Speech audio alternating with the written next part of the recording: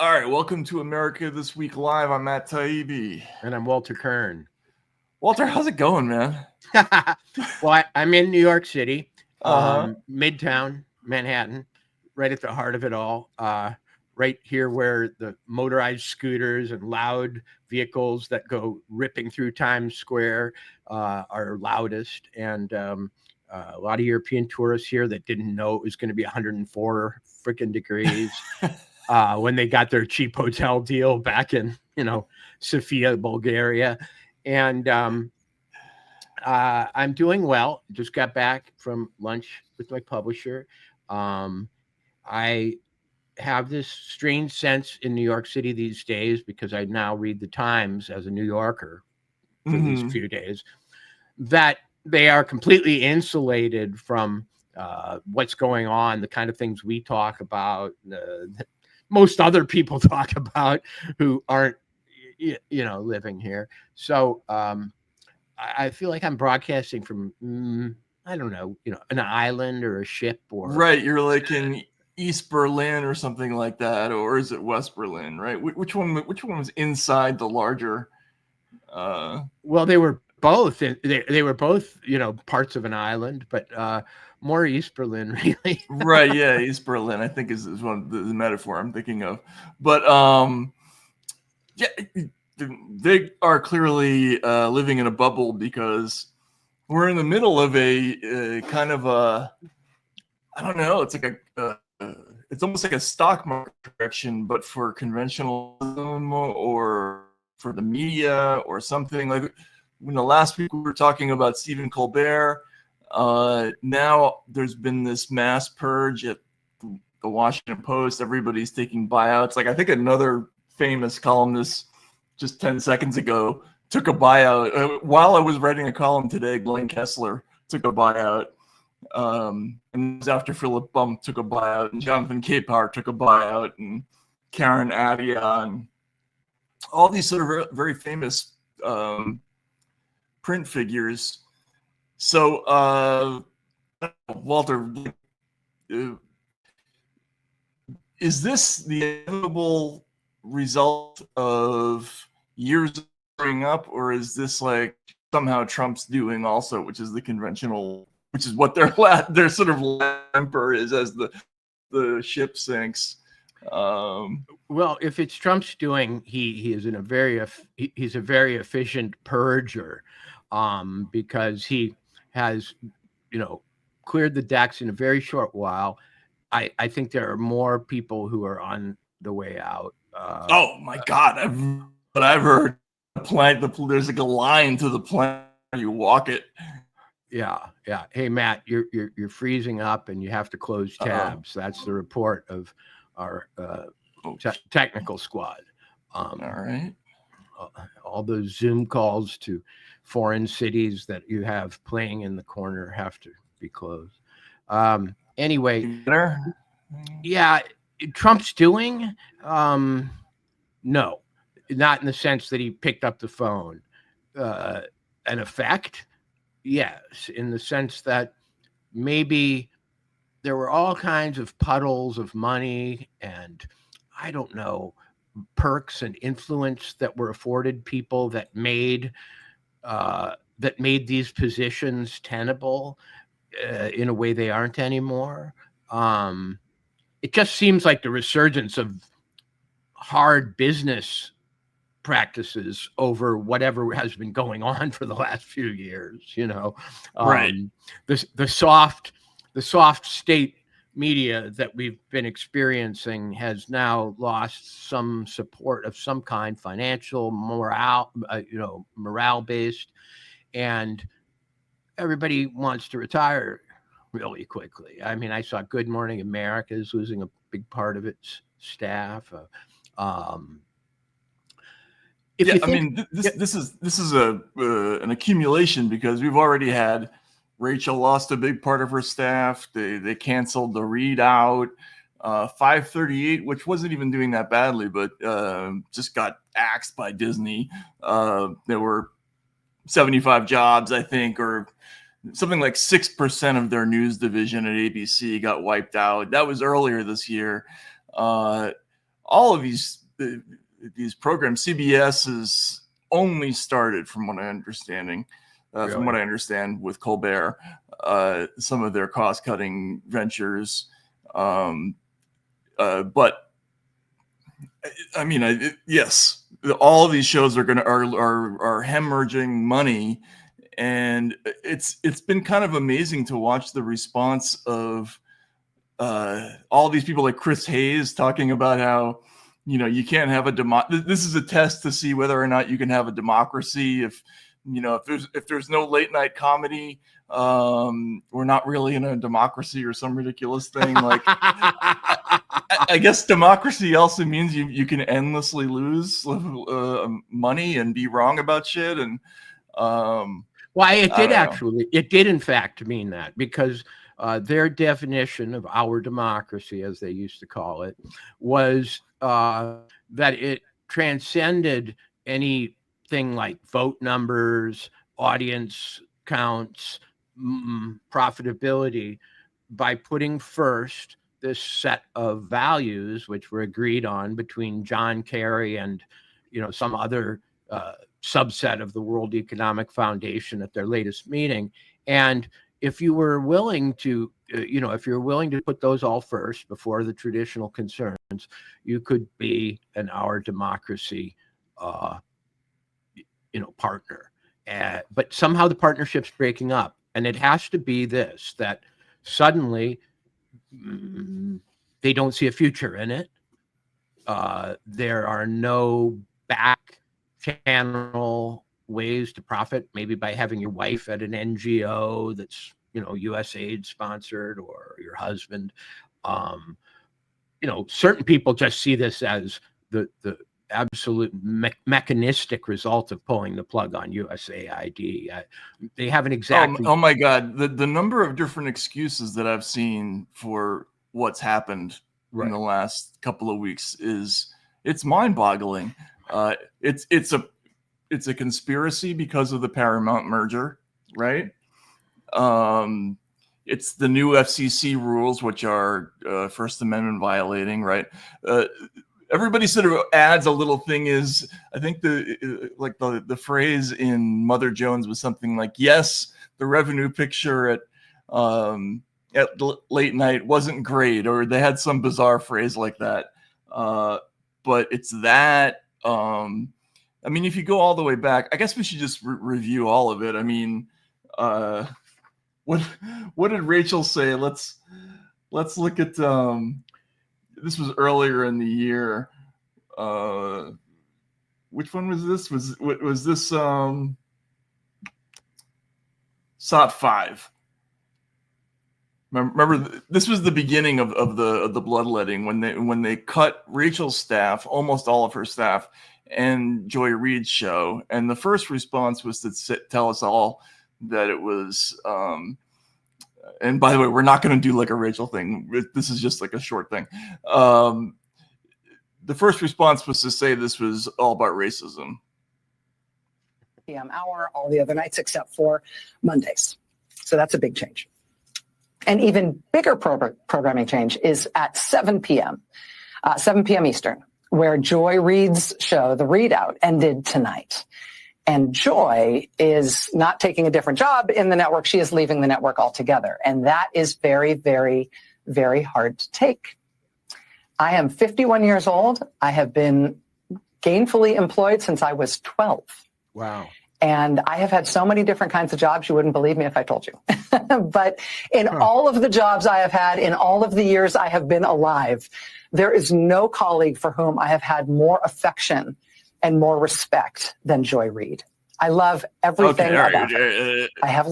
So that was racism. Yeah, that was racism. Let's add up the motives. Now, can we get a?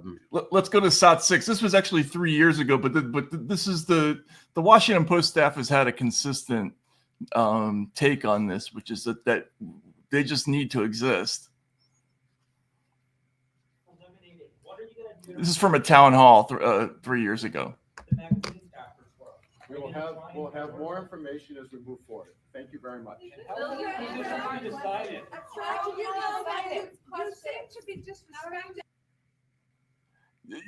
let's hear it again at the beginning. Sorry.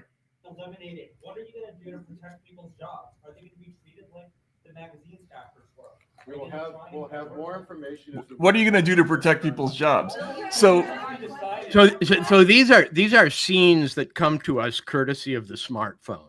Yes, these are things we would never have seen. Protests, excuses, moments of disarray that were completely screened from human experience before people put the smartphone on everything. And now it's going to be pretty spectacular. We'll be able to stitch together a documentary about the 2 weeks in which, the whole thing fell apart. Yeah. And just to be clear, that was in 2022. So in 2023, the Washington Post lost $77 million. Last year, they lost $100 million. This is a newspaper, folks. That's a big number for a newspaper to lose that many. And they lost 250,000 subscriptions. So, we saw the headlines earlier where the editor said, look, we can't just keep doing this forever. You guys got to start, eventually this thing has to start working. And they couldn't do it. But the conventional wisdom about the Post is that they lost all of their viewers because they refused to do an editorial last year and endorse. What? They refused to endorse at the. Right. I remember that. Yeah. But the ship be sinking before, you know what I'm saying? Like, they were going down before, and I don't know. It's 6 days ago, consulting my favorite source, which is my own Twitter account. I wrote, I think it's quite possible that certain news outlets will simply close down rather than cover the emerging political scandals they existed to distract from and misrepresent, etc. And though none of these cases are exactly that, I think I have the trend right, which is that it's just easier to go away the victim than to try to survive this next phase of I told you so's from the likes of me and you, right. And a lot of readers who might slowly catch up to the fact that they were led down a blind alley these last few years. Last night I saw Jeff Gerth, the Pulitzer Prize winning journalist, being quoted as saying that at the New York Times, there is absolutely no desire to look for scoops on this, Russiagate round 2, and to do anything that might help Trump or discredit their former reporting. Well, in order to seek news now, they will at least have to risk those possibilities. So it was a little bit like a formal declaration that we have left the news business and are now in the worldview preservation business or something like that, with restaurant reviews on the side. Yeah, we can put that quote up if we can. Greg, I just sent it to you. It's a tweet by Paul Sperry. And what Jeff said was the media isn't looking for Russiagate scoops, nor will they fairly present the ones others get if they reflect poorly on their prior reporting. And this is the essence of this is just we're in a moment right now, and maybe there are a lot of people out there who probably don't think all the stuff that's flowing out of the CIA and Tulsi Gabbard's office at the DNI, and there is more coming, I should say, as a sidebar to all this other stuff. The reason we were originally not going to have a show is because there was going to be additional news on that front, or at least I thought there was, but it's coming. Everybody knows that Washington is kind of abuzz with what's next, right? But the only people in the entire country who are not interested in secret documents emerging from the federal government is the news media. Like they even to critique it, they can't go there without the audiences inevitably going back to the problem of their own complicity in the situation. So Matt, they're frozen. And Matt, both of us, having grown up within a few years of each other, remember the romance of journalism and its anti-establishment bias back in the 60s and 70s. And its perhaps most glorious moment was publication of the Pentagon Papers. Right. And the Pentagon Papers, if you think about it, in some ways are very similar to what we're getting now. What they proved was that they knew the war was screwed, and they were finding ways to hide that fact. And these documents we're seeing now, most of which have existed for a long time, locked in a vault or hidden away somewhere, and but exist also in the awareness of those who'd seen them and prepared them. What we're getting is the same message. We knew it was BS, and here's how we kept it going. But instead of body counts, it was using this, fleeting, ambiguous message from a supposed source to, keep the Russia scandal alive. So it's as though they're saying, we did the Pentagon Papers. We're not going through that again. We're not going through that whole disclosure of hidden secrets business. We did that once to our own credit, and forever romanticizing and glamorizing our position. We won't reverse that by citing this new round of documents. And what's funny is they even once did a kind of public investigation into the screw ups of the media, and Jeff Girth was a big part of that in 2004 when when there began to be public consciousness about the WMD failures. And this is kind of an important part of the whole thing, is that the fact that information was released about the cooking of the intelligence to get us into Iraq, a lot of that had to do with sort of selective parts of the media calling for releases, demanding that certain things be put out there. And it did gradually come out that, the dissent was actually there in the national intelligence estimate that was used to get us into Iraq, but we just couldn't see it. It was like hidden. It was in footnotes that didn't come out in part until 2004. And Jeff did some of that reporting on the aluminum tube stuff. And then the whole thing didn't come out until 2015. In an almost exactly analogous situation now, there was no outcry from the media for any of these things to be corrected. When we had a big intelligence scam, they're in on it, so they can't call for it to be exposed, and they're stuck. They're in this paralyzed place, and I think this is accelerating this kind of erosion and financial bubble like collapse that we're in right now. Well, I was going to say that. So you've got financial losses that are adding to it. You've got the rearrangement of these companies around, maybe new management or new, leaner, meaner structures. You've got the demoralization of a group of people that are kind of losing politically, you might say. I mean, the tariff predictions were all wrong. Their economic predictions have all been wrong.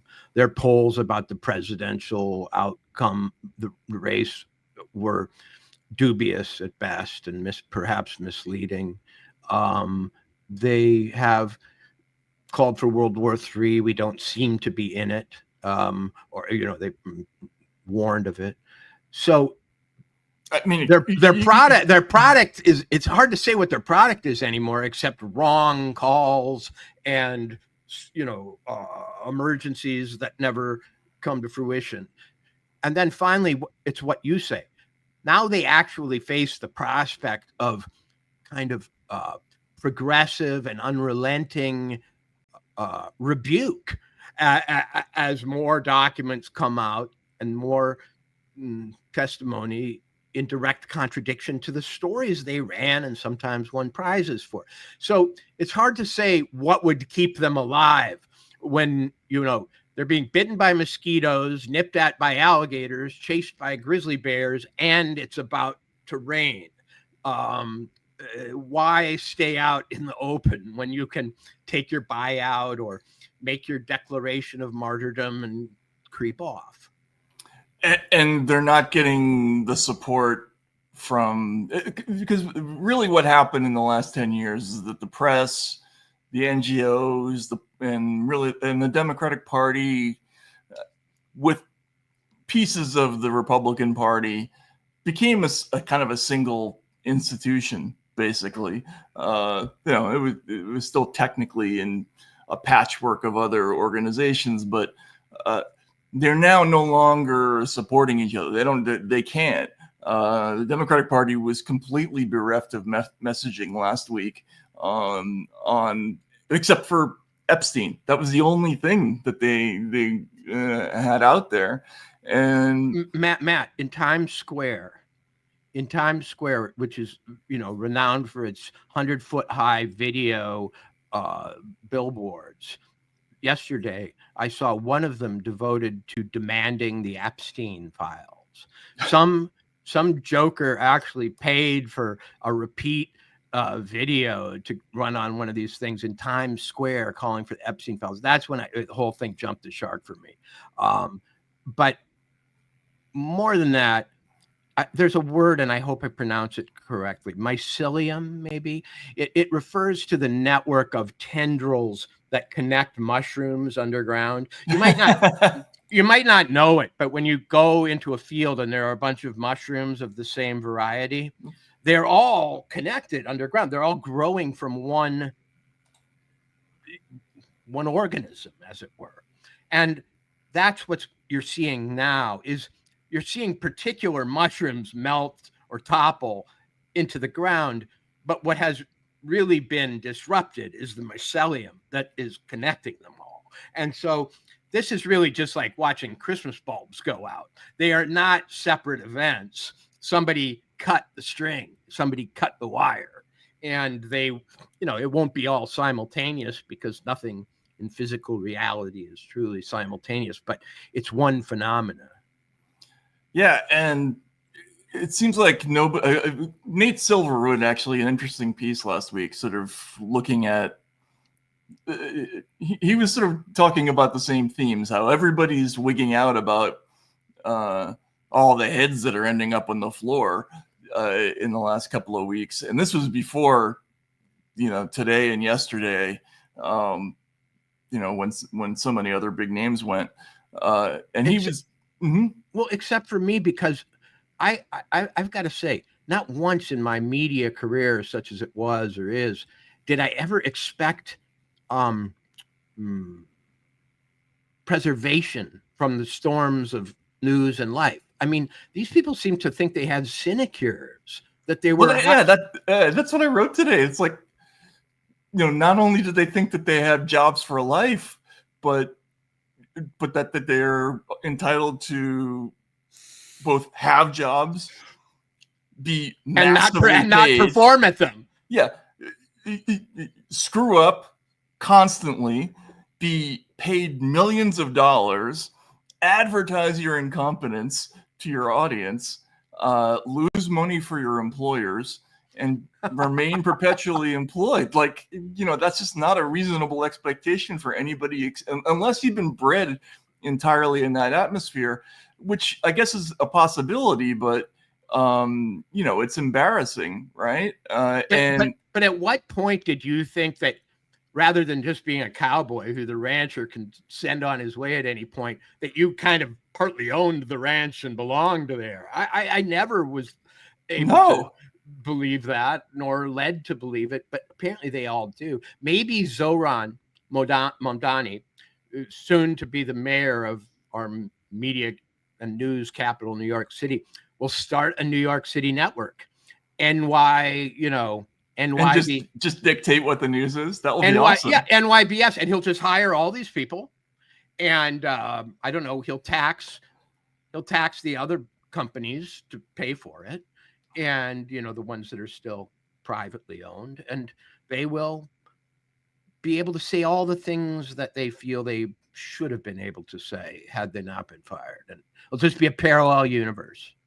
in perpetuity, forever. I always looked at this job as, I mean, this is a silly metaphor, but I always felt like, a player in a team that could get cut if I had a bad game, Exactly. Right? That's exact, dude. That is so perfect. That's like a guy with a .012 batting average, Right. Yeah. getting on TV and saying they can't get rid of me at the Yankees. What you've been the final out in game after game. You strike out. You haven't gotten a hit. You're sent down. Oh, my free. Yeah, close more tabs. I can't. I'm trying. Well, my feeling about it is that the first few people can pretend to be martyrs. The first few people can pretend that they're victims of a Trump crackdown, but the next wave won't be able to. We've already tired of that. That's an option only for the early victims, and now it's just going to be a kind of wholesale harvest of the extra and surplus and non-performing press. And I think some whole institutions will vanish.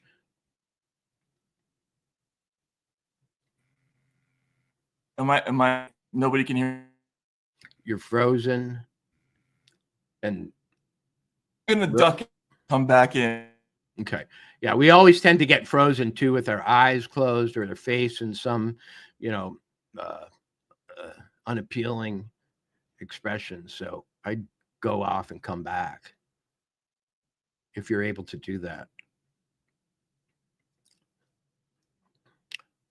Who out there is mourning the loss of any of these characters, and who out there will miss Jimmy Kimmel, who I'm told will be next from my inside late night sources.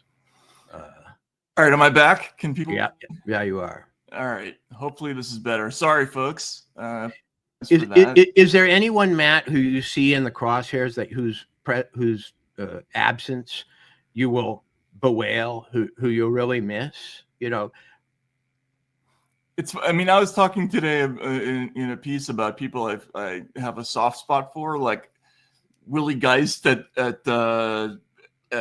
MSNBC. He's a nice guy. Like every time I've ever met that guy, I've always felt like, aw,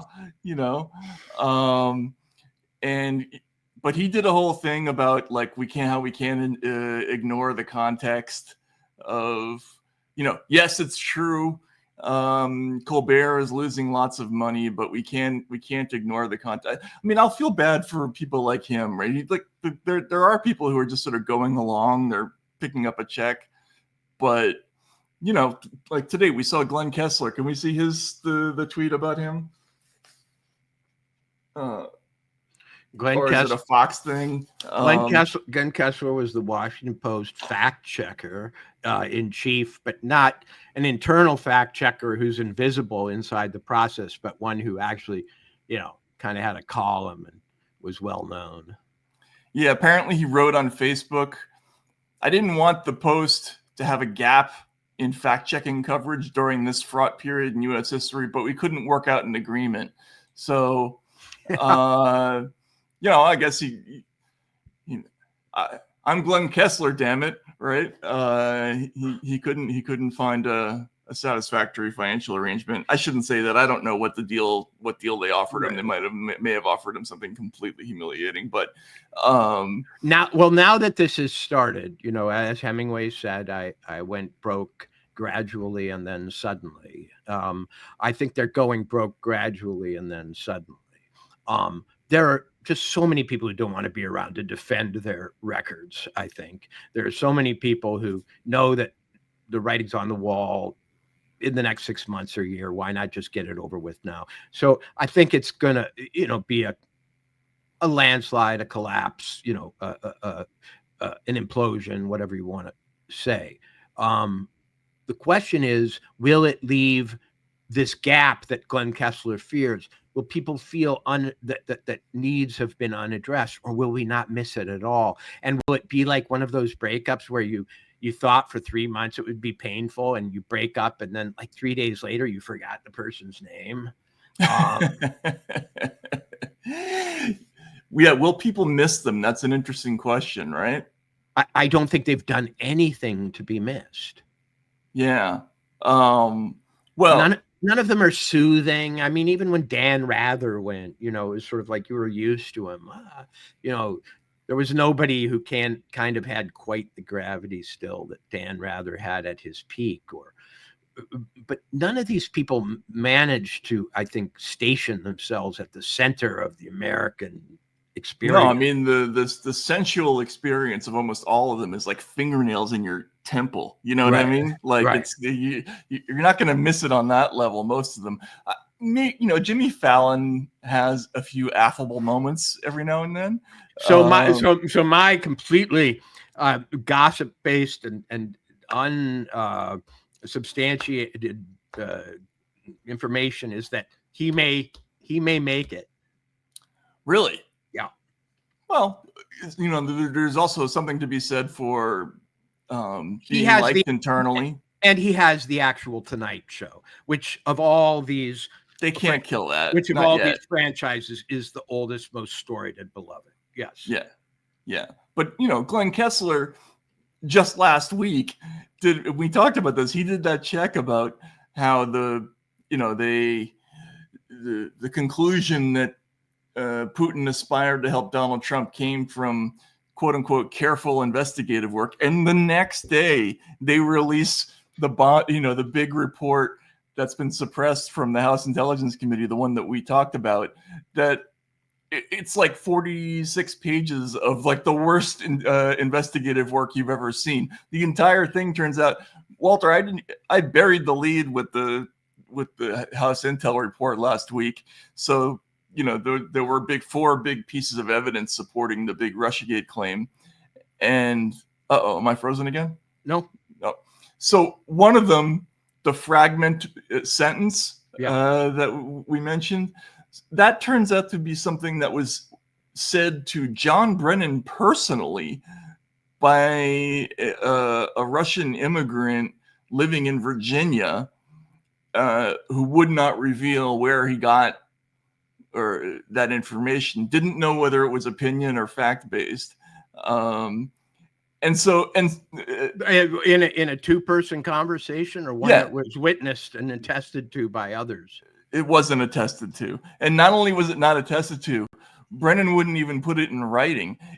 There's a whole like a footnote in the report about how there was a breach of procedure, and he orally briefed everybody involved about that conversation, but may have given different briefings to different people. And that turns out to be the piece of evidence upon which Aspired hangs on. The entire Aspired thing hangs on. That and the WikiLeaks tie. That's called Trust Me, Bro. Trust me, bro. That's careful investigative work. So Glenn Kessler came out and said that, and then the next day, this huge report comes in, just shits all over it. And what are they going to do, right? Like, if that's your fact checker, I don't know.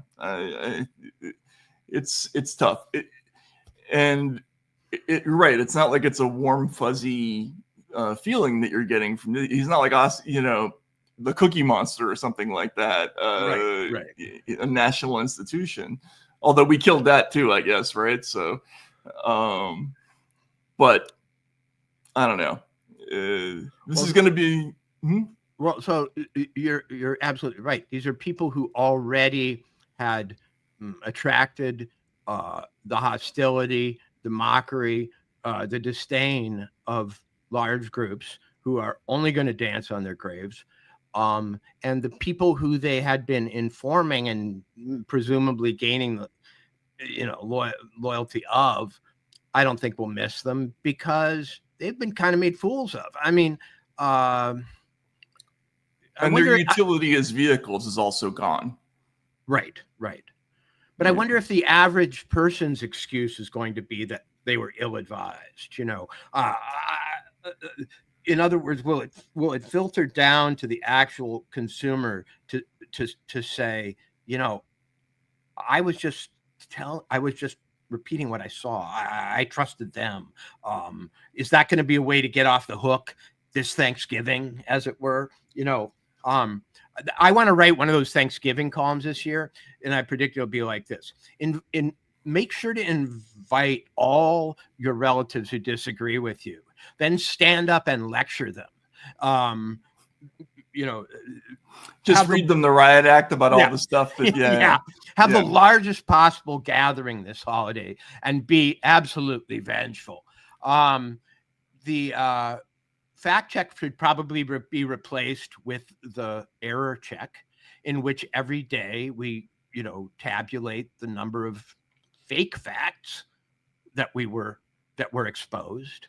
I mean, really, honestly. No, I know. I mean, like, what goes up must come down. Why not have the obverse? Glenn Kessler doppelganger, who comes in and shows you every single thing that Glenn Kessler got wrong.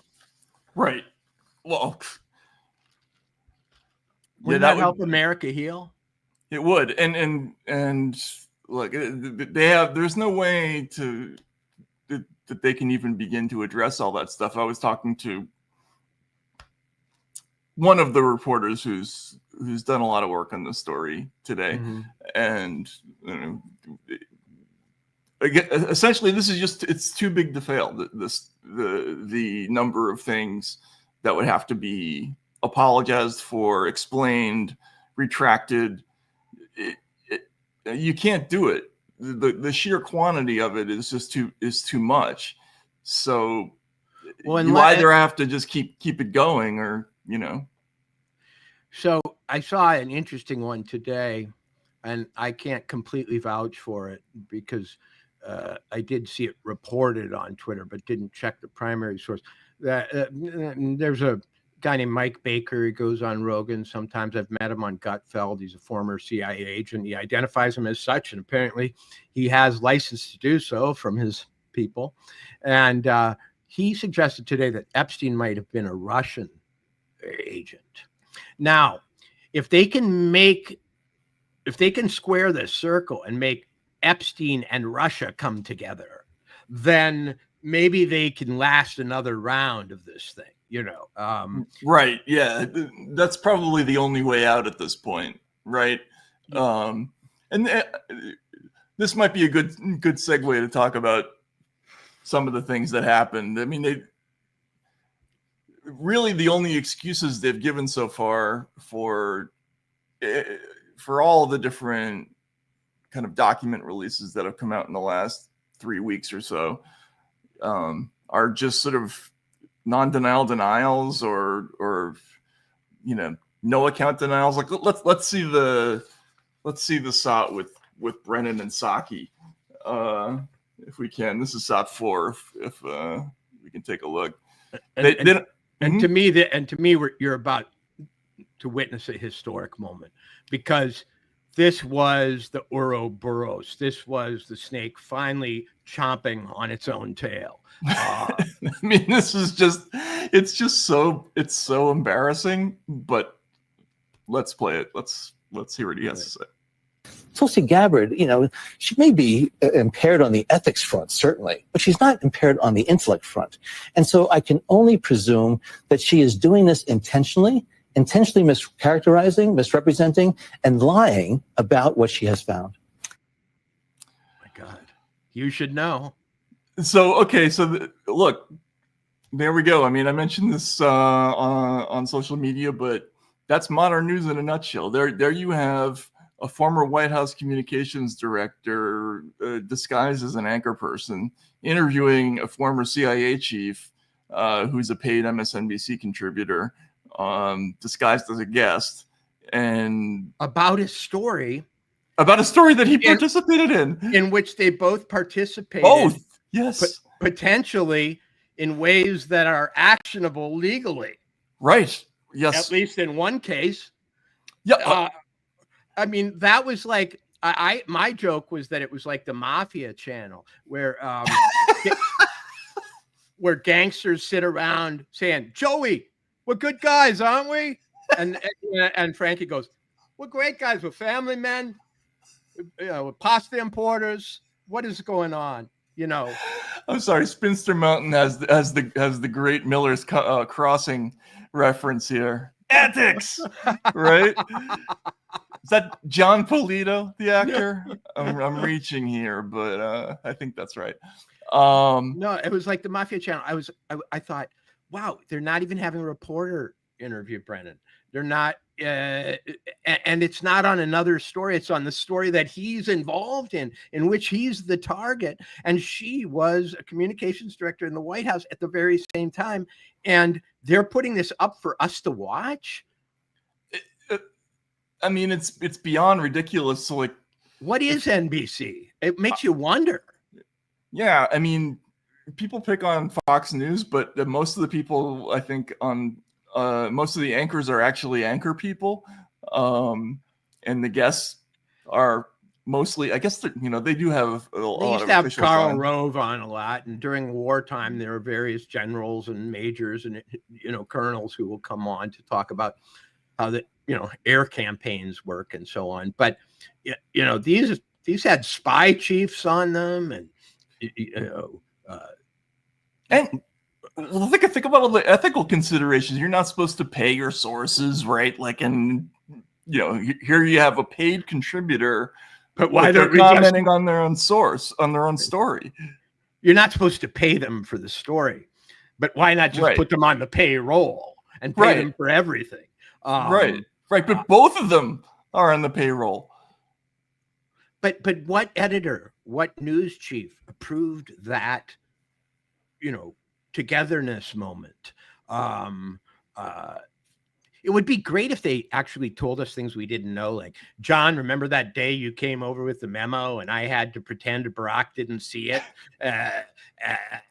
Oh, yeah, Sachin, I remember that. Well, we were doing it to get Donald Trump. I know we were, and I still feel good about it, but it probably wasn't legal. No, I mean, we should give them immunity and then allow them to just all bring, hey, come in here. It's Paul Begala. Paul, come on in. Sit down. Remember that time we were all sitting with Hillary at Linda Rothschild's house and you said, remember? Yeah, we were all blowing coke off Willie Guy's back. And remember that time you said that thing about no, that would be great television if they actually got up there and told us all this stuff. I'd be glued to it.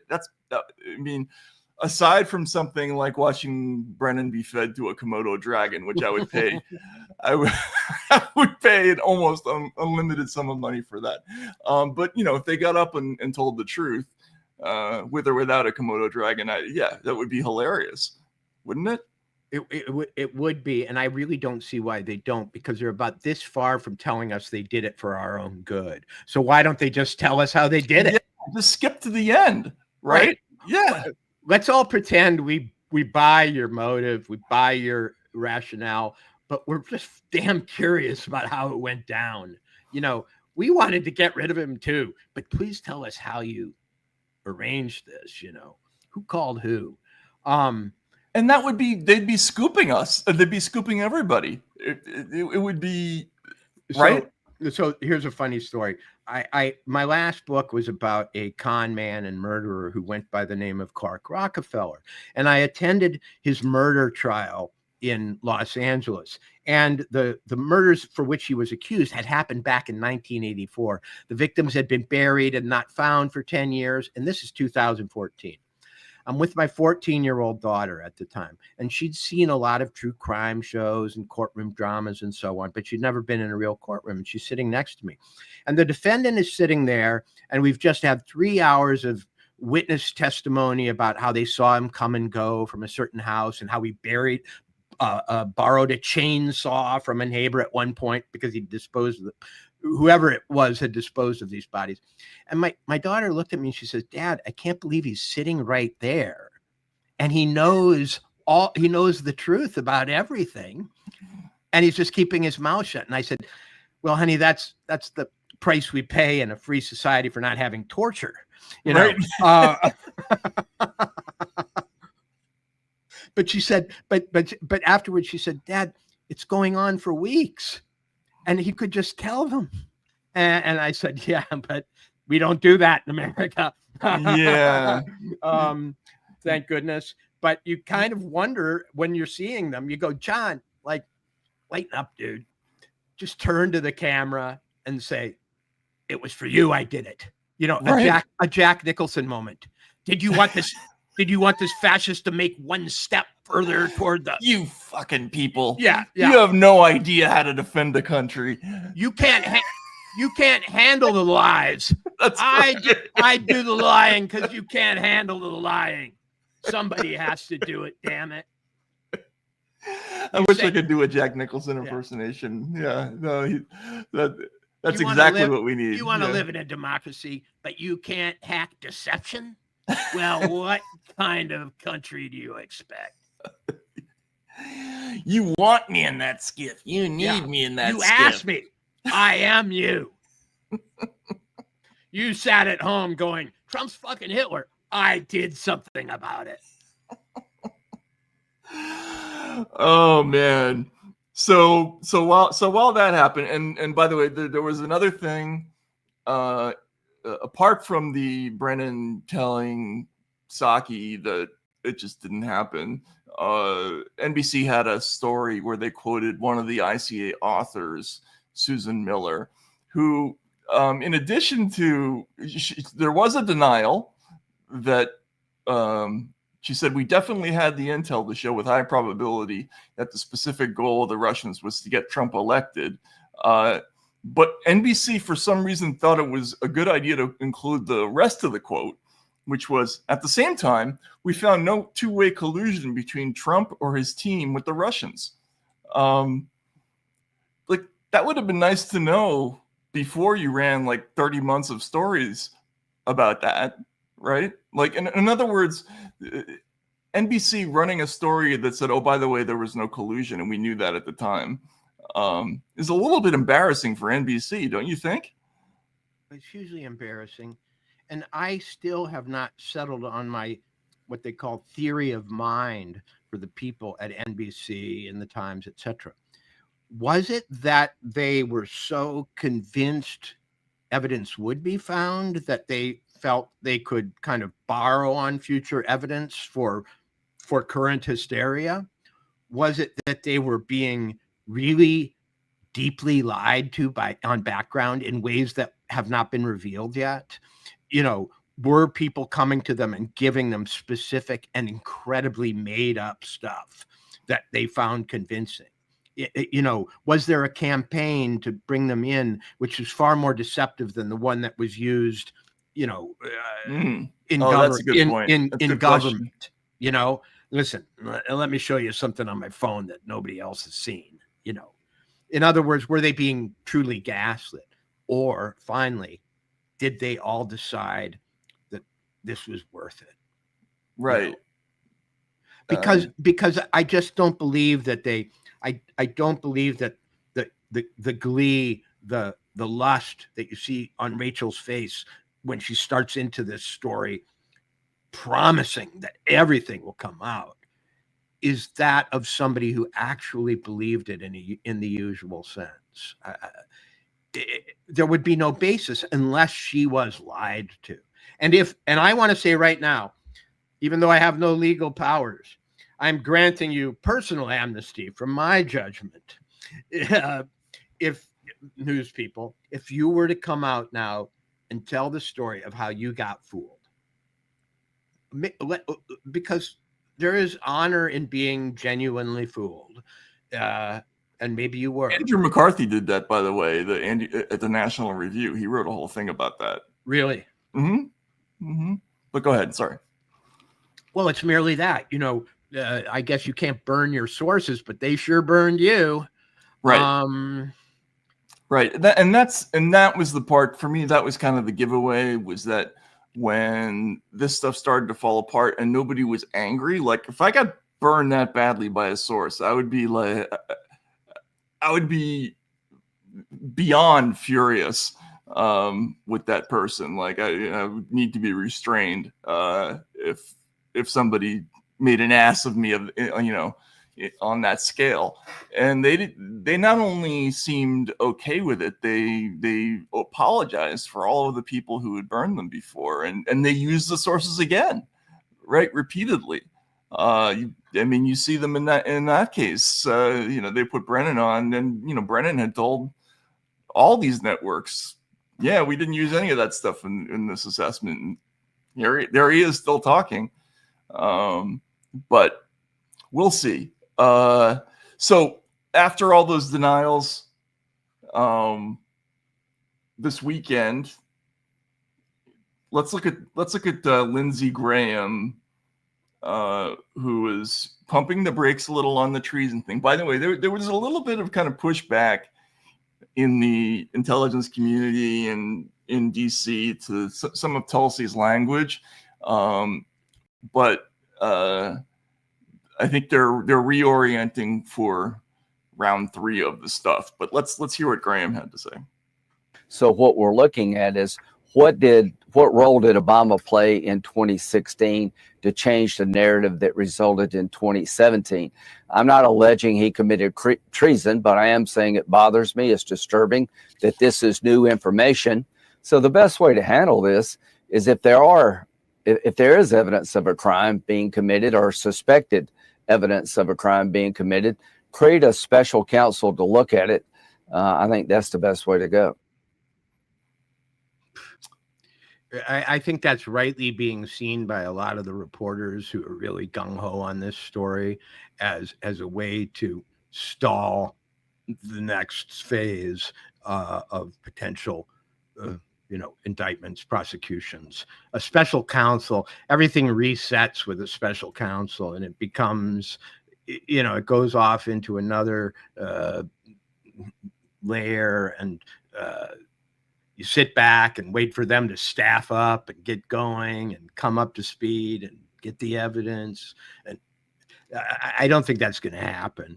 I think I think there is a sense of urgency that and seriousness on the part of Gabbard and the others that they prove this all in court if possible. That seems to be their real desire, not to just throw a bunch of stuff up in the air, a lot of chaff, and discredit some people and move on. I think they feel they have to follow through. So I doubt they're going to suddenly divert all this energy and momentum and investigative energy power into a special counsel format. Yeah. So, there are people who are talking about the stalling aspect. I've heard extraordinary stories about efforts to prevent the next disclosures from coming out. Maybe. I mean, we have no reason to believe this, but we do know that it was. We do know that it was postponed, an announcement that was going to take place. So maybe that pressure is the cause of that. Who knows? Maybe they're feeling they have to harden their case or their presentation against what they didn't anticipate would be this real storm of opposition from Republicans in many cases. This is when a stranger calls. This is coming from inside the House. There are pockets of resistance in different agencies who are not thrilled that this is coming out. But from what I understand, there's a big pile of stuff that's still ready to go and still coming. So I think one of the reasons you're seeing the resignations and the buyouts and the staff cuts, beside all the other causes that we mentioned and listed, is that it is my sense that over on the Trump side or the administration side, in this particular scandal and in others perhaps, after having been out of office for 4 years and contemplating their return, they have returned with a pile of ammo that, you know, it's like a you know, it's like a clip of ammunition for a machine gun. It falls down to the side of the gun and it stacks up on the ground. And I think they can just keep going for a while. And they're sort of daring the other side. Come on in.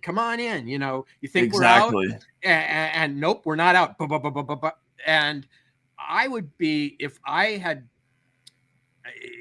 were to be crosswise these stories as a talking head or media figure or an institution, I would be very wary now of the fact that of the possibility that they may never run out. Well, yeah, there's a lot.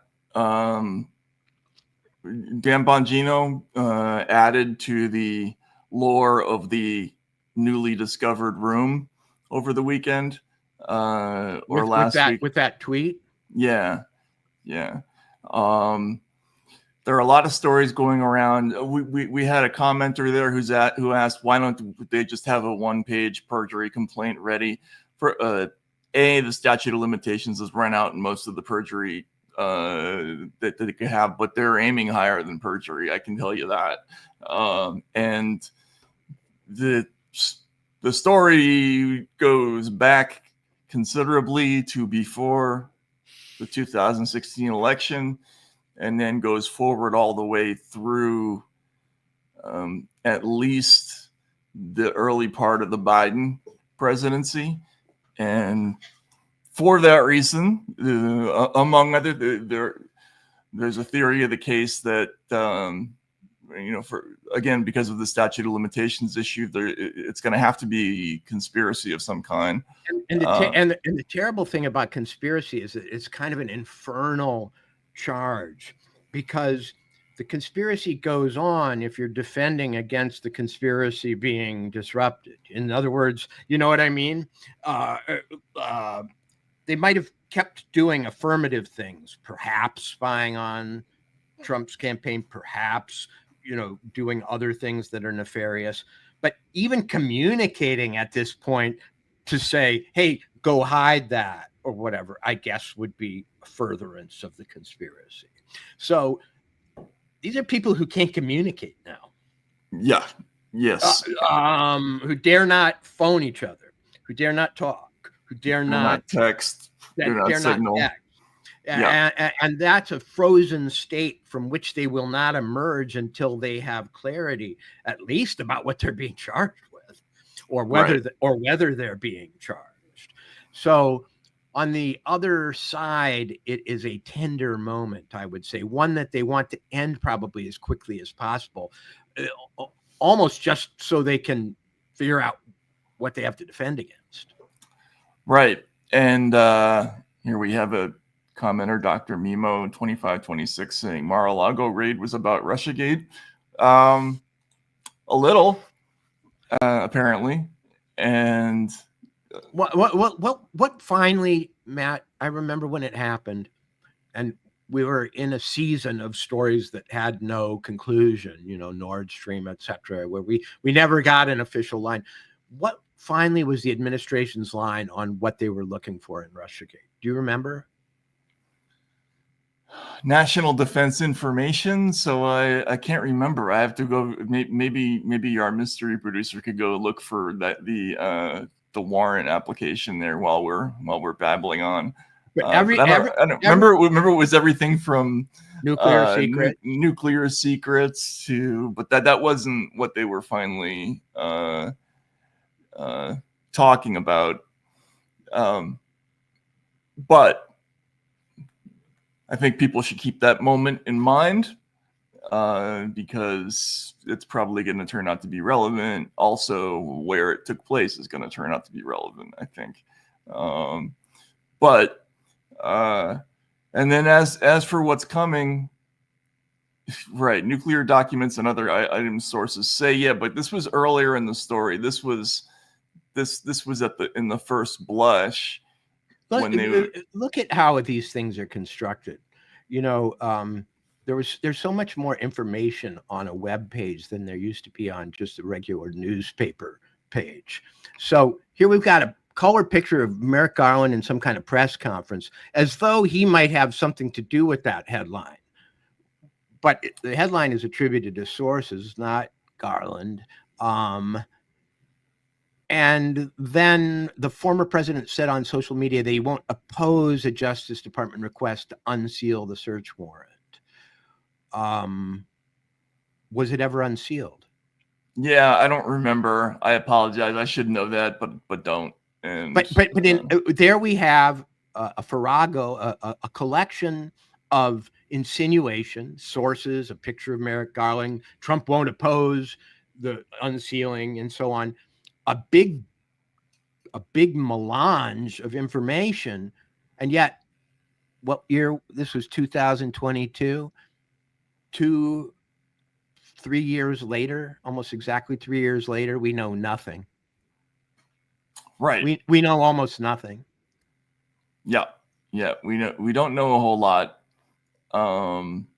But there's indication that they were looking for a number of things, and maybe some. Remember, there was a disagreement about whether or not certain documents were declassified, and Right. whether the president, just by verbally saying things were declassified, had in fact declassified them. So some of those things might come back into play as, I don't know. We'll have to see. I'm speaking out of school at this point. Right. I don't know, but what's astonishing, people are consistently unwilling to grant Trump any level of strategery, or his team any level of strategery, which I think is one of the biggest mistakes people make when viewing this ongoing saga, because this battle is one that has been waged with indirection and some degree of trickery on both sides of it for a while. And Trump has game just like they had game. And so if it turns out there was something more to the Mar-a-Lago raid, if it was maybe in some way some kind of a sting operation, luring these people into an action which would turn out to be later against their interest, people are going to have to absorb the notion that maybe Trump can play chess. it's possible. Possible. But ruling that out because of some overwhelming bias that he's an idiot and the people around him are all idiots, I think is not warranted at this point. The guy has survived too much for dumb luck to be his pure and only ally. Well, one other piece of information reported over the weekend. Can we see number 5, the other Sperry tweet?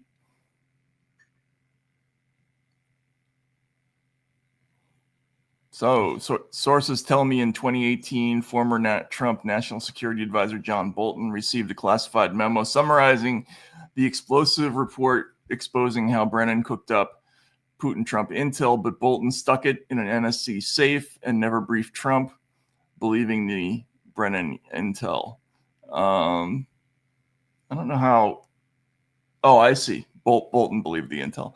So I hadn't heard that story before. That came out over the weekend. Do people put things in safes expecting that they'll never again be opened? I mean, I don't understand the document handling of people who are doing dicey things at high levels in the government. I guess they have to preserve this stuff, but I just light it on fire. I mean, if nobody wants to see it, wants it to see the light of day, what audit will show you were the last one holding it? I don't know. I also don't know. I mean, this legend of the locked room in the Hoover building, let's just say this. if you're going to try to disappear documents, you might as well disappear them. I think, right? Right. Shoot them into space, do anything, but don't just put them in a room somewhere where they might be found, right? I mean, I think people maybe have watched Raiders of the Lost Ark too many times, and they think that you could just put it in that warehouse and nobody's ever going to find it. But apparently, people might. So. Once again, and we talked about this on Friday, but we are getting a constant reminder that the supposed bulletproof tradecraft of our intelligence services is maybe leaves something to be desired. Oh my God! Yeah. As do their, the level of their sources and so on. I mean, I remember when we saw Peter Strzok talking about an insurance policy via text message. I was like, why do I use Signal and they just text, and they're the counterintelligence chief of the FBI? What? Yeah, and how do FBI agents? They're not able to keep their sexual affairs hidden. And they have to document them relentlessly. It seems to me that's also shows you have some weak game to me. Right. Or had it just been so long that since anyone was called out on anything, that everything had just got completely sloppy. I mean, but I mean, this is one of the things that always bothered me about John Brennan, which is that a person who grows up in the intelligence world, I mean, I haven't known a ton of those folks, but the ones I have encountered, it's not like you just ask them a question and they go on for hours, because they're voluble and expansive and just like to talk.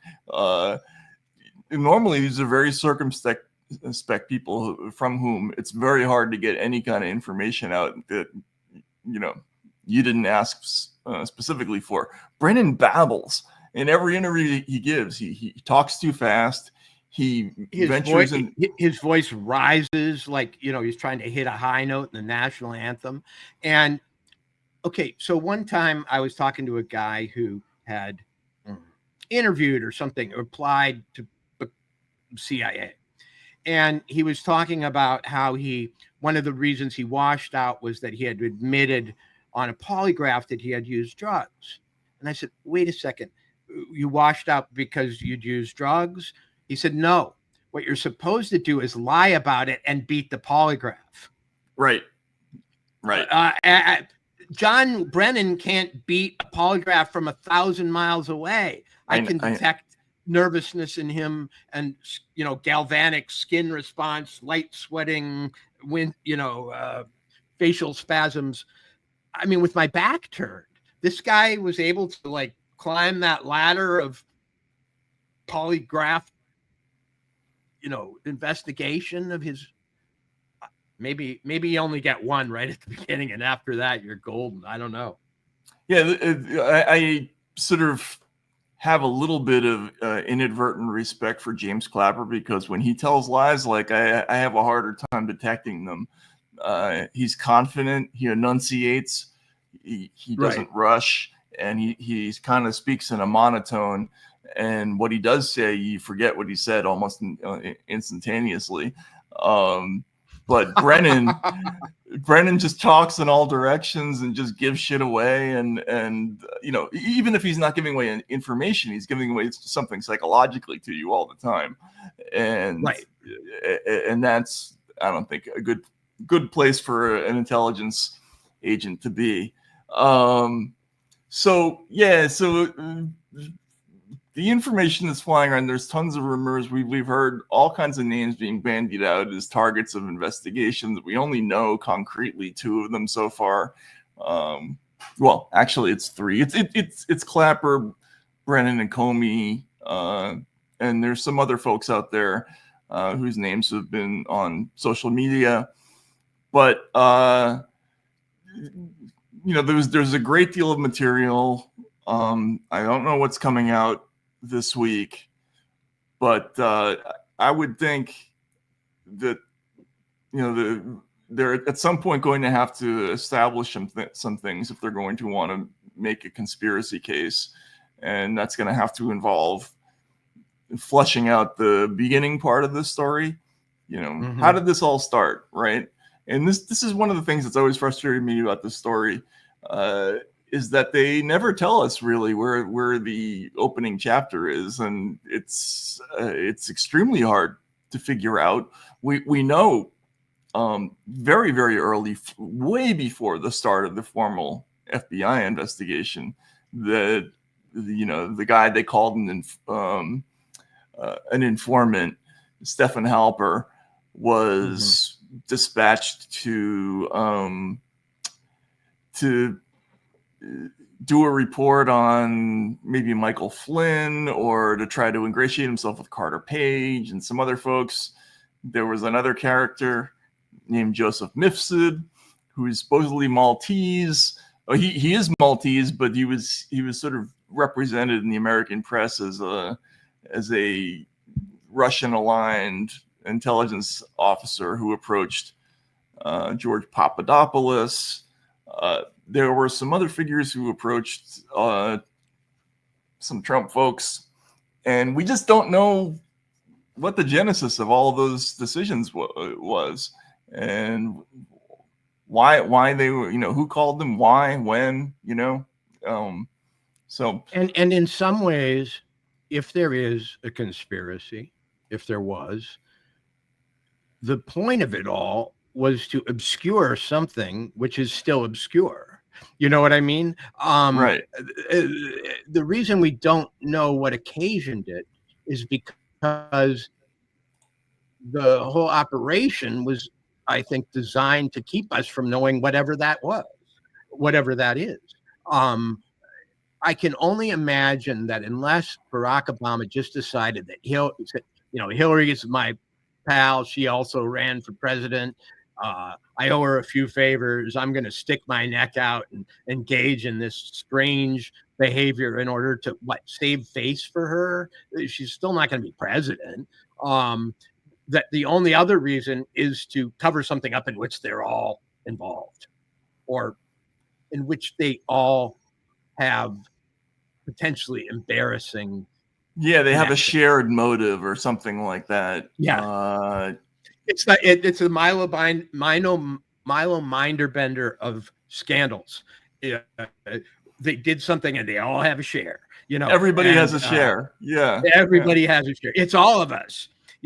And so I would imagine whatever that thing was, they became aware of it, because if you go back, Donald Trump's. Okay, so I had a source, one that we both know.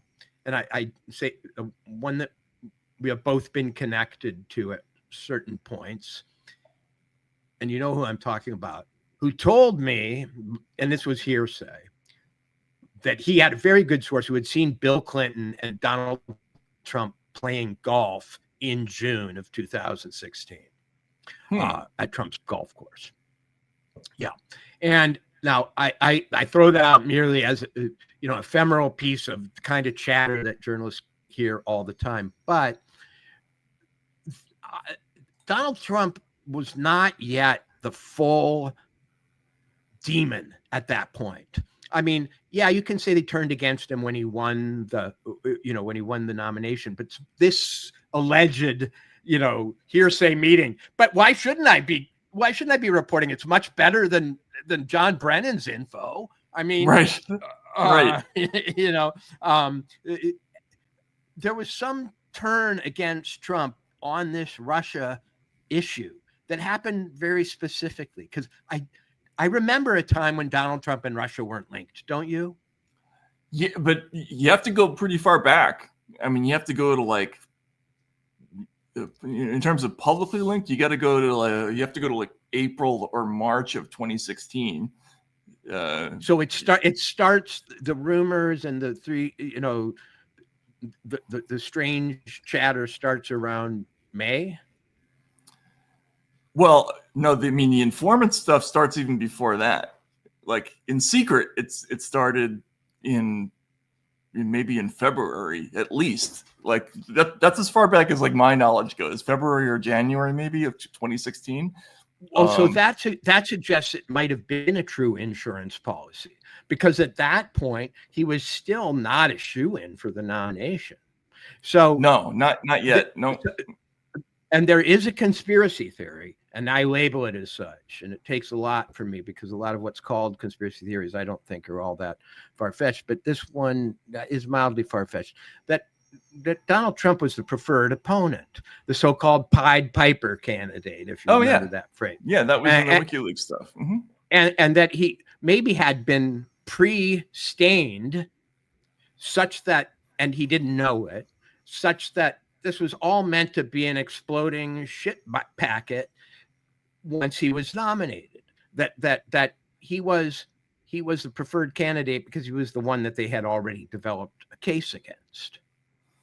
That that would make sense. There was already stuff floating around. Like before Steele, there were reports that the people call them like the proto Steele reports. There were things, documents that contained a lot of the same information that were passed around by people. But they weren't used to keep him from getting the nomination. No, they weren't.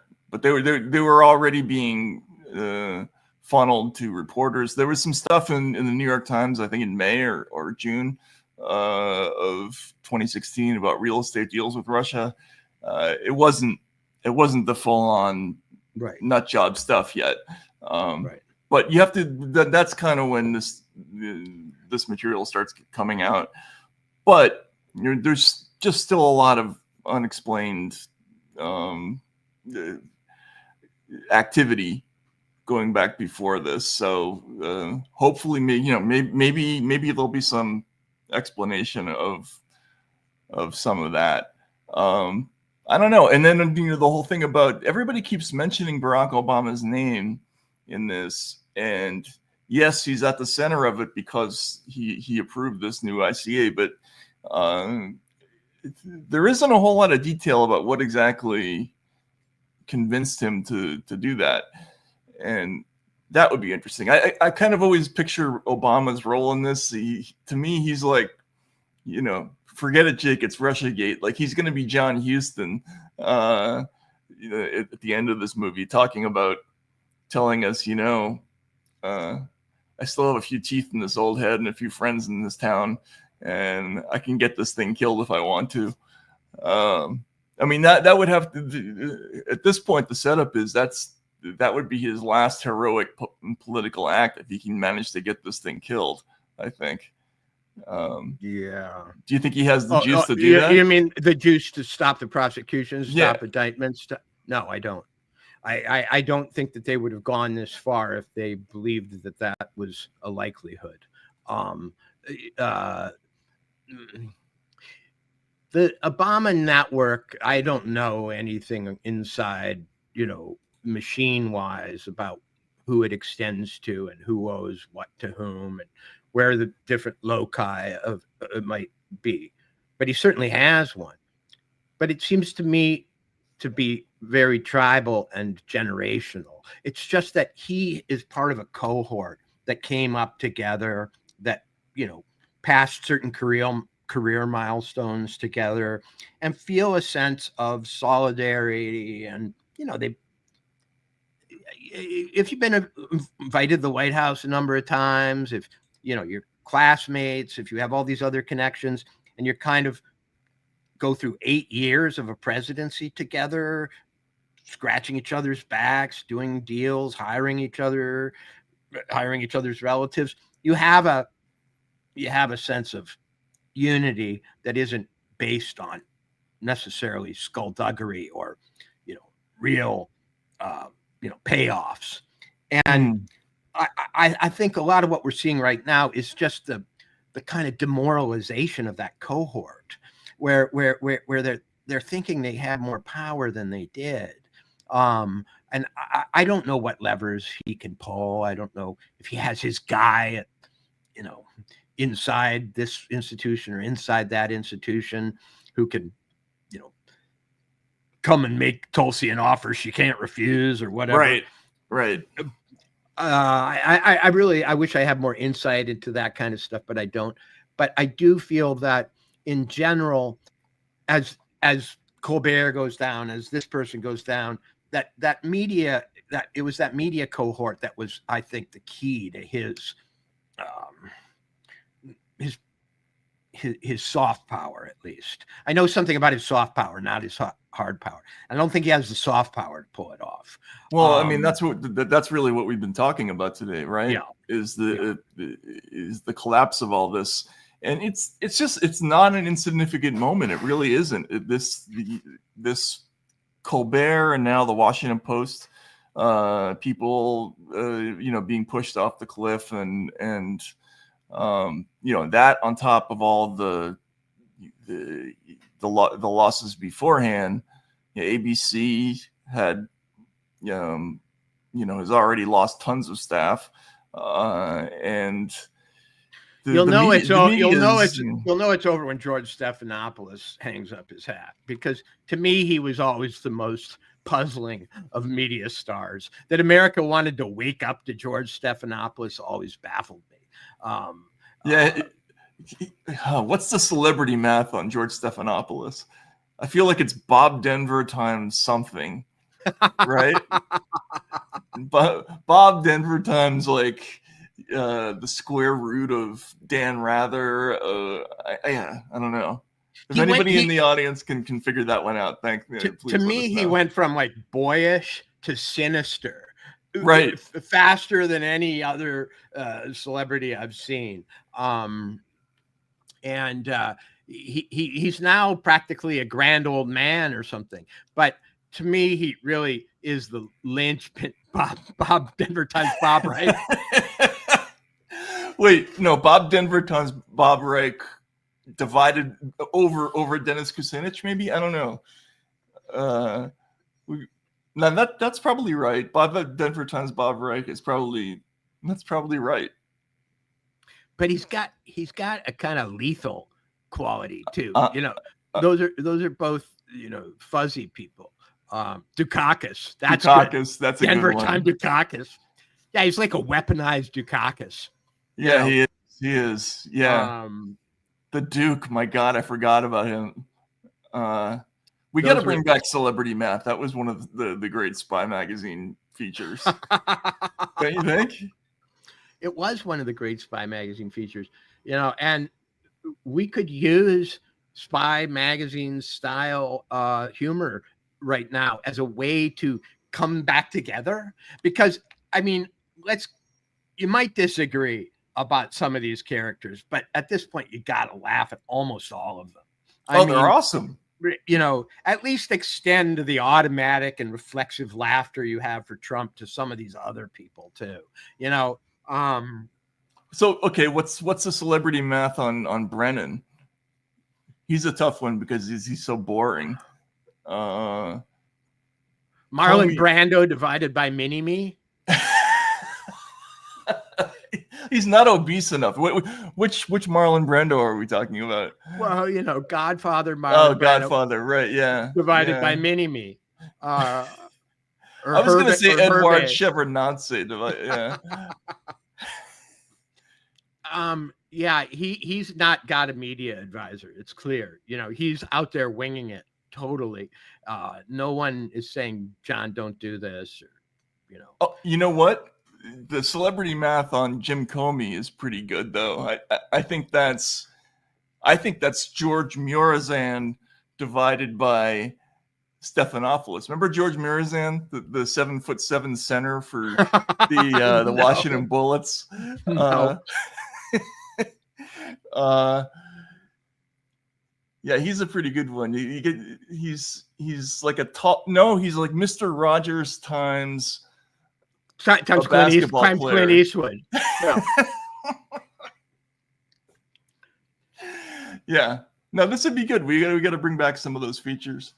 But anyway, has Comey, done anything besides put shells on the beach recently, or is he just still communicating in code? Doesn't he have a book out? Didn't he just quite recently publish one? I mean, well, he published, what was it? I always forget what a higher Yeah, his calling. thing was like a higher scrotum or But whatever. he had a spy novel recently. Oh, that's Brennan. right. Brennan, what was Paul Giamatti times what? It was Giamatti was promising. I didn't see. It was Paul Giamatti times. We lost that one. I'm sorry. There's a Jamie Farr in here. That's a good call. Jamie Farr squared. South Park. Somebody wants to. We got to mention the South Park. Okay, I'm a huge Matt. South Park fan. Okay, I've seen you arguing about it on your Twitter thread over and over. You know, and I still don't know what the original quarrel was. Somebody was upset because South Park made fun of Trump. So Took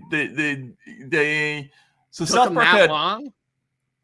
Well, South Park has for a long time had a brilliant Trump parody, which is they made one of their old characters, the Mr. Garrison character, into Trump.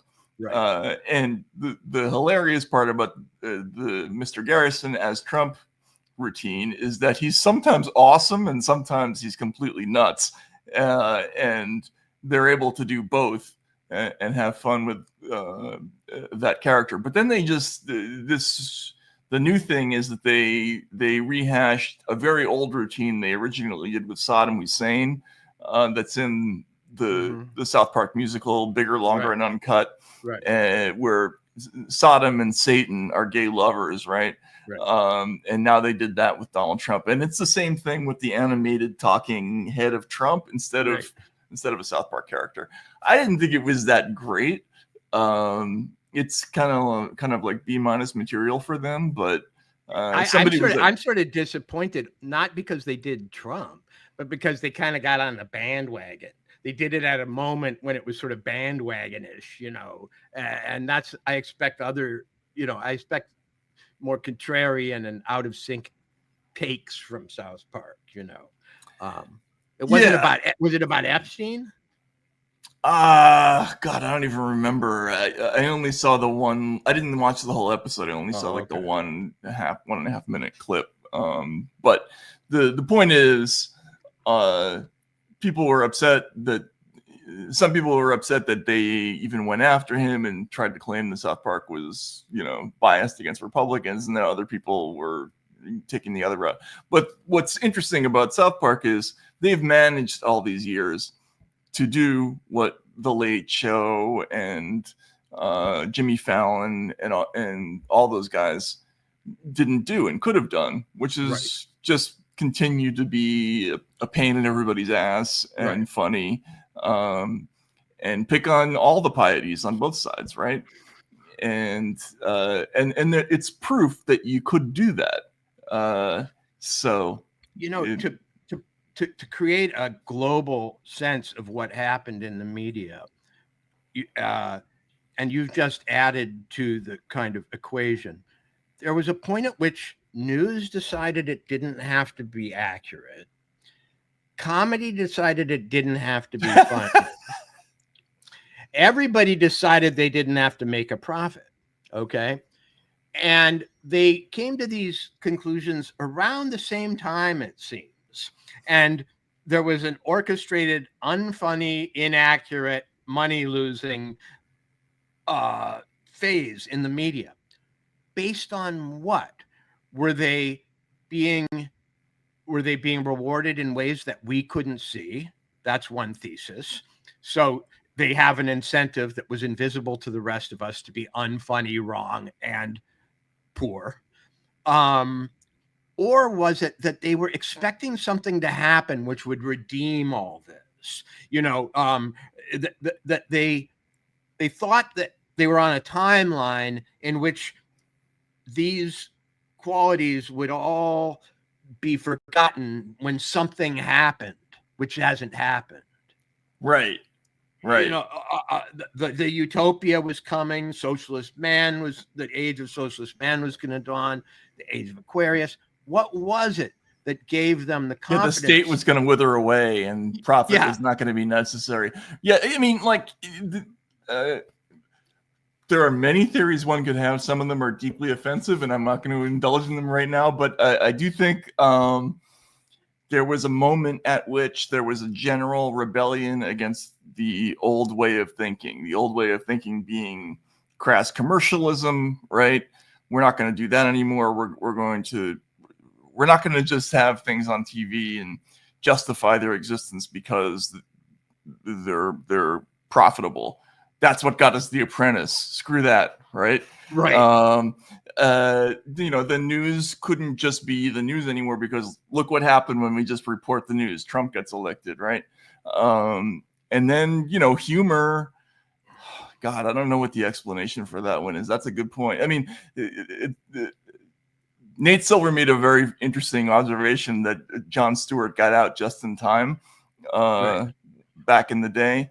And then all these other people stuck around, and it was just a catastrophe for the entire commercial / corporate comedy business. Because now, and that was another of the threads. Pollsters no longer had to be accurate. Pollsters too, right? Yes, exactly. Right. We're not going to register actual opinion. Comedians don't have to be funny. Entertainment doesn't have to be entertaining. News doesn't have to be accurate. And that's right, because movies weren't good either. And movies don't have to. And movies don't have to be original. Certainly. Oh my God! At the very least. And so now it looks like they all just walked the plank and are falling off, lemming by lemming into the ocean. But from their perspective, back when they started this enterprise, did it look like a bridge to them? A bridge to a new land? Whoa, if you just get over this bridge, you only have to be unfunny for 8 years. You only have to be unprofitable for 9 years. You only have to be wrong about everything for 9. Then the new land will open up. Or were they just, maybe they were possessed? I mean, maybe that would be the biblical.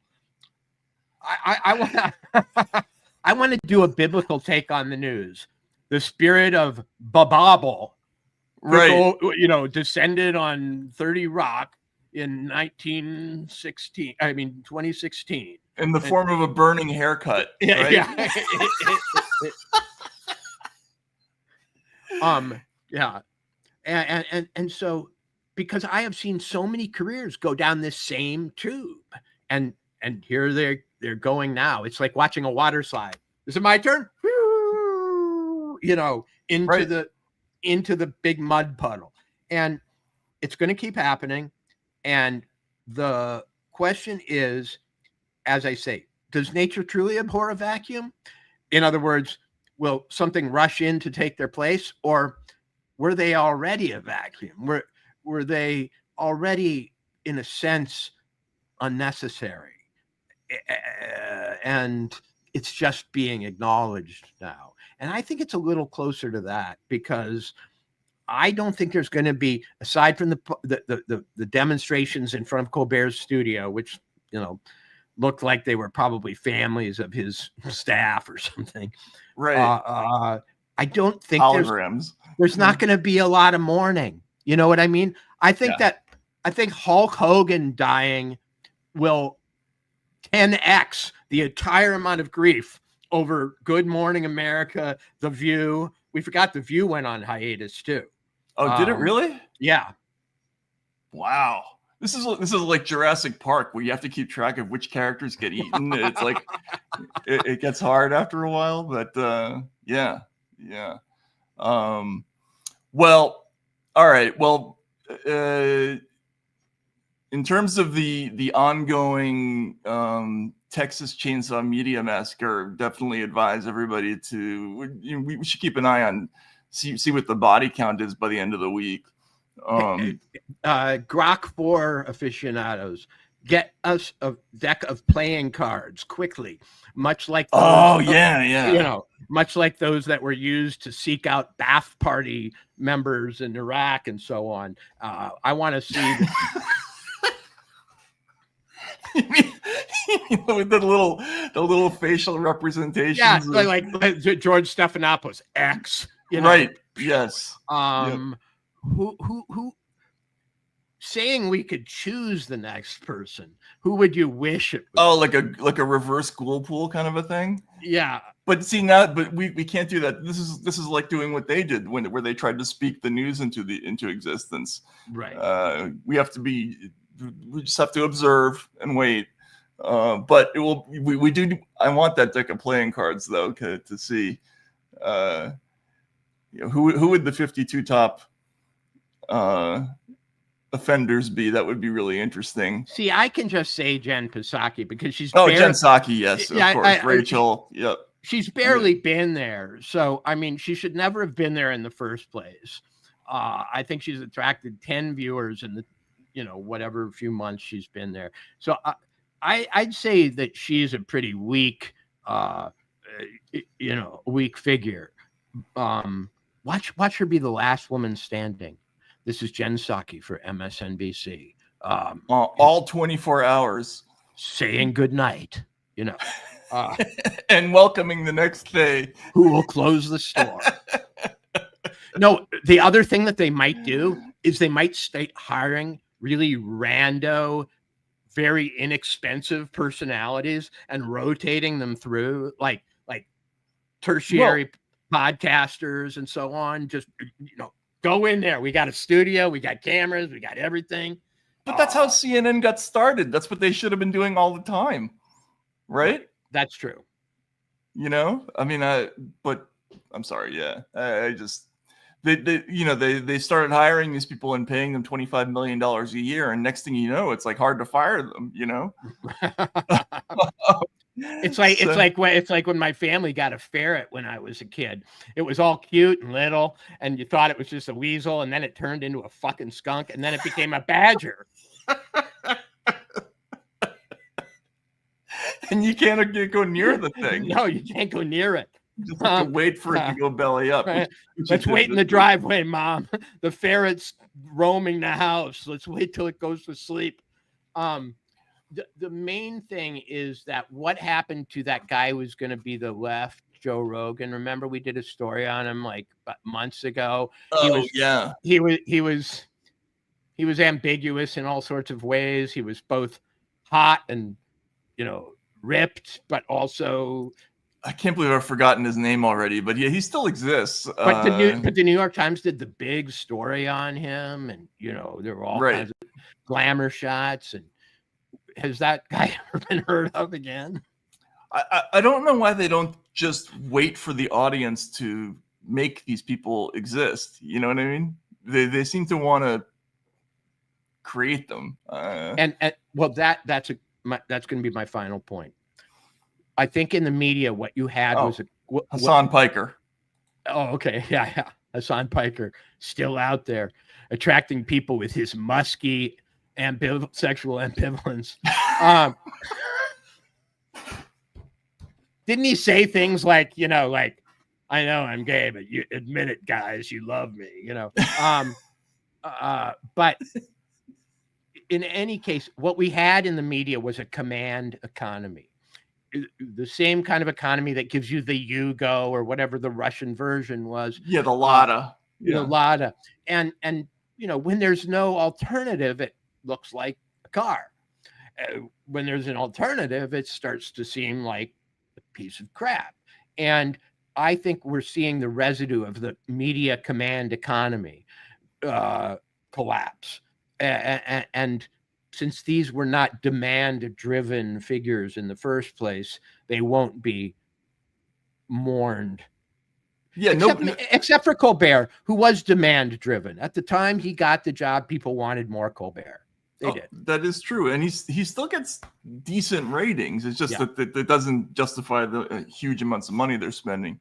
Right. Yeah, like any command economy, I don't think there weren't that many people who are still going shopping for meat number 6 when they could get real steaks. You know what I mean? After the Soviet economy had collapsed.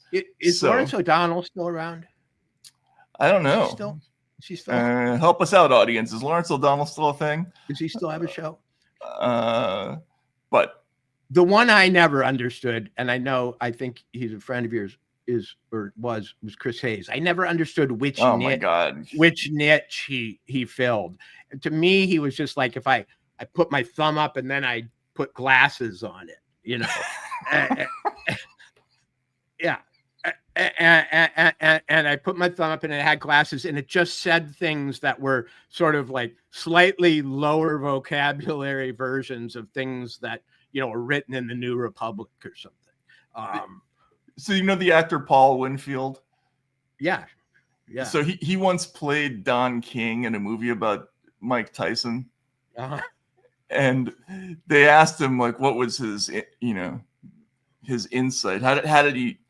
What did he find within himself that allowed him to play Don King? He's like, this is my Don King, and he just put the wig on, right? That's all I did. So yeah, that was Chris's. It's just glasses, I guess, right? And I hate to say that because we used to be kind of friendly, but it's been pretty fucked up on his end lately. Yeah. So anyway, okay, couple of quick housekeeping items. This show was originally not going to happen because there is stuff that's going to happen imminently. So pay attention to, if you could, Racket in the next couple of days, but also just for yourselves, watch social media because there's likely to be some really interesting news at any moment. And also we have forgotten to mention that we've chosen a new book to discuss. Can we talk about it a little? Do you want to? Sure. Oh yeah. So we're going to do Candide by Voltaire, which is a short book, which I'm hoping people will enjoy. Mm-hmm. Yeah, short. I did some research. Any of you who have a phone and have, you know, access to any of these internet archives, libraries, etc., which means all of you can find a free version of Candide. There's no, you know, this is an absolutely socialist broadcast. There are no barriers to entry here. We're all equal. We can all get Candide for free. Candide is everywhere. Yeah. Like Candida, but not. The reason I think we chose this book, besides the fact that Matt loves it, is that I've never read it. So I'm going to experience going from ignorance to enlightenment in real time. And it's a book that I thought I knew because I've read about it. I know the characters. I know something of the situations. I know the way it's used in conversation. But I am not too proud to admit that I never read the text itself. And so I'll be setting out on that voyage along with you.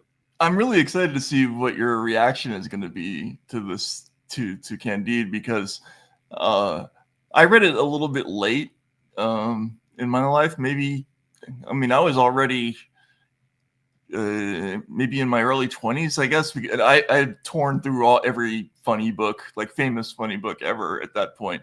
But I hadn't read this. And for those of you who haven't read Candide, it's a book that the velocity of it is unlike almost any other text you'll read. I read that Voltaire wrote it in 3 days. No, really? Yep. He wrote it in 3 days. They were long days back before the distractions of social media and so on. But wow. 3 days. Yeah. I mean, you can see how it's, I guess that is depressing to me as a writer that he could do it that quickly, but you know what's funny, Matt? Strangely, because my recommendation for the next book, if you want to see backstage at America This Week, was Frankenstein, Mary Shelley's Frankenstein, another short book, which was written in a weekend. Really? Remember, she wrote it as part of a ghost story contest with some friends, other literati who were vacationing. And I did not know that. Yep. Yeah. God, I mean, these things are so, because you can never tell how much time a writer spends on anything. That's my edge.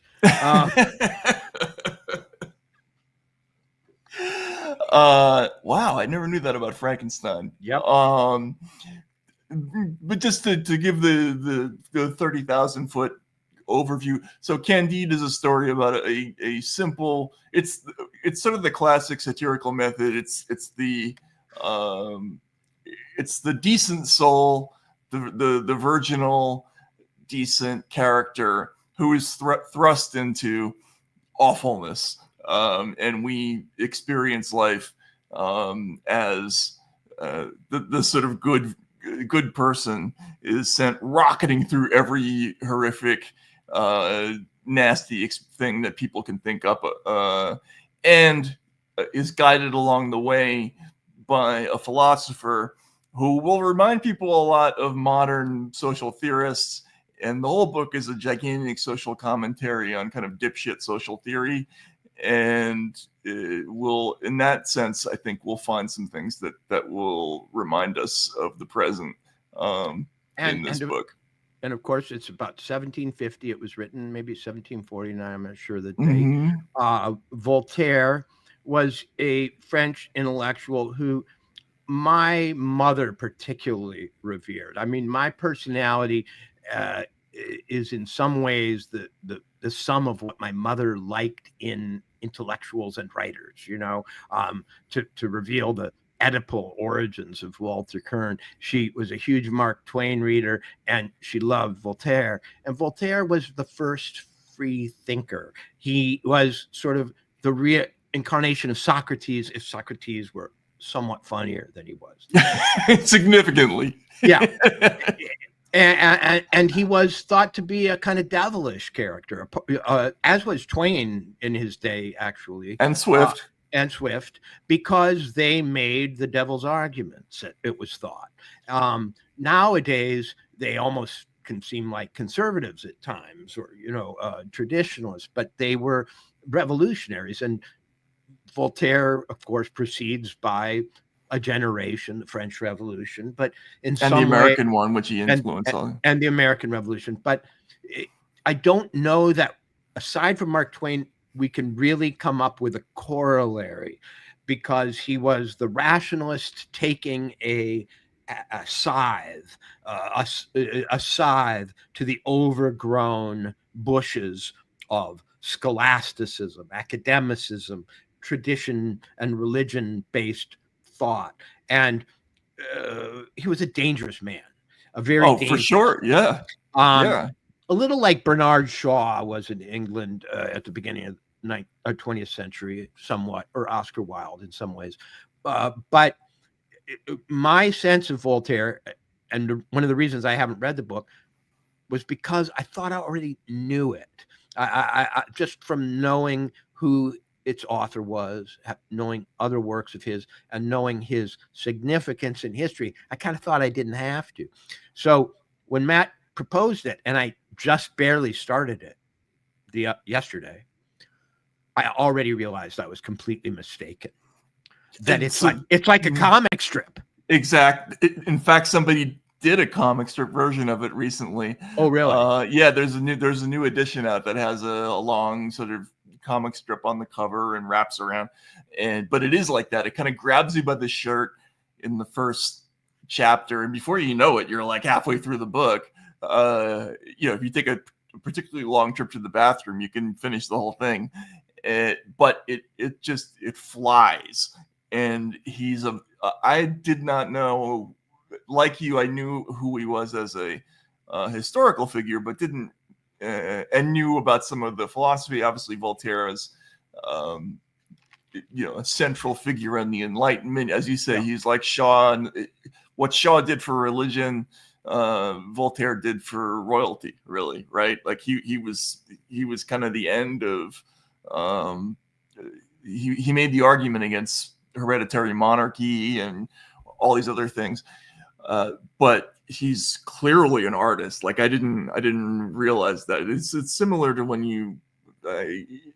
he's a similar figure to Jonathan Swift, but this book it's not like Gulliver's Travels, which you have to take in bites. It's just a big whoosh of funny and upsetting and revelatory. So we're gonna have fun going through this one, and also it'll break our streak of British spy masters. Yeah, exactly. Right. I mean, I almost wanted to do another one. If you were just asking me completely openly and I didn't have to, consider what we'd already done, I was going to recommend Dog Soldiers by Robert Stone, which is one of my favorite novels. Ooh, but I never read that one, actually. Oh, I think we could do that next, maybe. It's the greatest Graham Greenish American novel that I know. There we go. All right. But it is absolutely the quiet American in some ways in its beginnings. Its setting changes the United States. But like I was realizing, man, you're cutting a groove here. You're just going around in circles with your, influences. So you've broken me out of my ghetto with Voltaire and Candide. And well, wait, no, I think we were both in the same groove. Yeah, yeah. And next, John Le Carre. And after that, right, exactly. Noel Coward. Who did we forget? P.G. Wodehouse. Well, we will do this person at some point. Eric Ambler. Do you know who Eric Ambler is? So I used to be a good friend of mine in life has been the crime novelist James Ellroy. Mm-hmm. And Ellroy would every once in a while grace me with biographical details, because I was really starstruck by him. I think he's one of the greater American novelists of the last 50 years. Anyway, he said Eric Ambler invented the spy novel, the modern spy novel. People will go back and say it was Conrad or that person, but Ambler, then I read about, was a British writer. I think he was involved in maybe even World War I type spy activities, but he wrote right up until the 70s, and he was a Marxist and a dissident the whole way. And it's an amazing range. He's the least appreciated genre writer of the 20th century, as far as I'm concerned. Wow. And Ellroy said he's the only one I really learned from. I mean, Ellroy had Don DeLillo's Libra was a book that he esteemed incredibly highly. He believed that with Le Carre he was the best plot master in English. Ellroy was. He's a arrogant son of a bitch and a wonderful, the demon dog, or whatever he calls himself. And so, but Ambler will be at some point my promise to myself when we return to the Anglo, the Anglo spy niche. Well, I love me some spy novels, so anytime. But thanks everybody for hanging out, and grab get a candy from somewhere. It's not hard, and we'll talk about it later this week. And just keep an eye on the news. It's gonna stuff. Thanks for my weird schedule today, and we'll see you next.